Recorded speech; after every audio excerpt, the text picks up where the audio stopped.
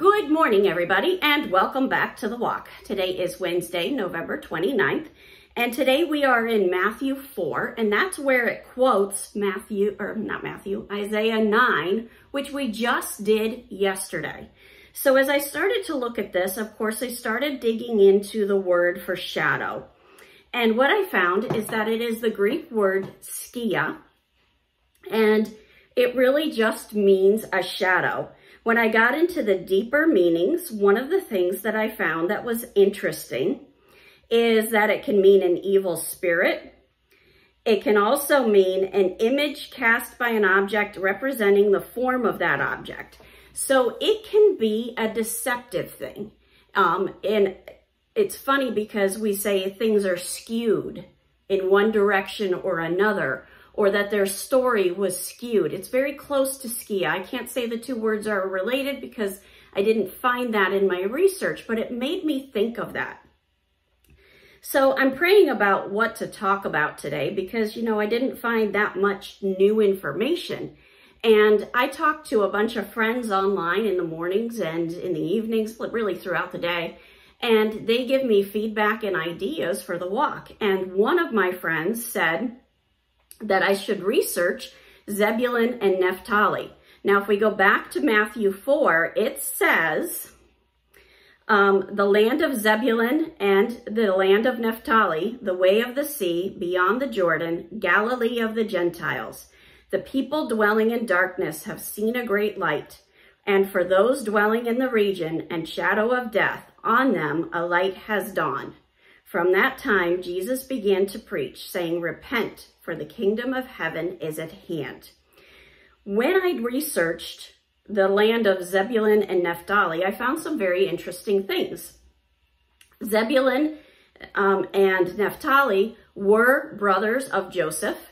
They were part of those 12 tribes of Israel. And that area was an area that was often used as a route to get to somewhere else. So when kingdoms were trying to conquer another kingdom, they would often pass through Zebulun and Naphtali. As a result, they were constantly under oppression. They were constantly under the influence of other foreign nations. They were constantly having to deal with this oppression. And as I read that, it just really resonated in my spirit that, how many times are we under oppression? We feel like we're under that constant oppression. That's what that shadow of death can feel like. It can feel like you're constantly being persecuted, constantly being put down, constantly on the outside looking in, even in an area that belongs to you because you have the authority of Jesus Christ.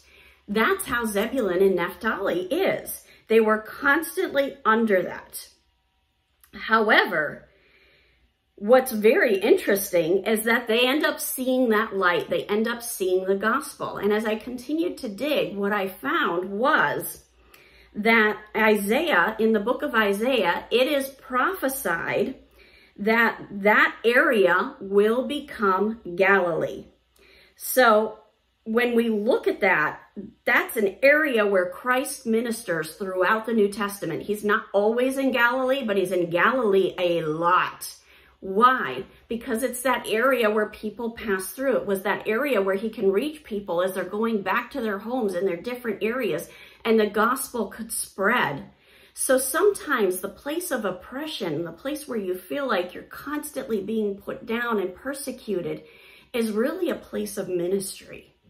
It's a place where you keep showing that integrity in following Christ in your relationship, and the people are watching you. They're watching you very closely, and we have to be mindful of that. Have a wonderful day. God bless, and keep walking the walk.